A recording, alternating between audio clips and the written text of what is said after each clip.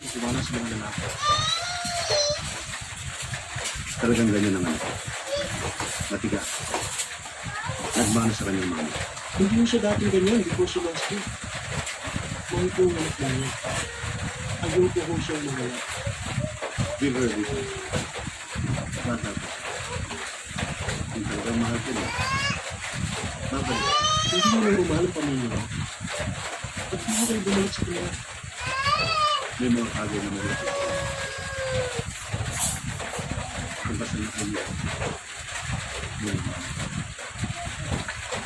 Bigla ka na yung natulang ko. Gawa na mo. Ako gano'n. Hindi ko yung magagawa yun. Ano lang. Ito yung just for access to baby. Huwag mo naman kalilimutan yung mga binigay ko tayo. Thanks, Lou. Anyway, pakisabi na lang kay Mike na hindi ko na siya mahihintay.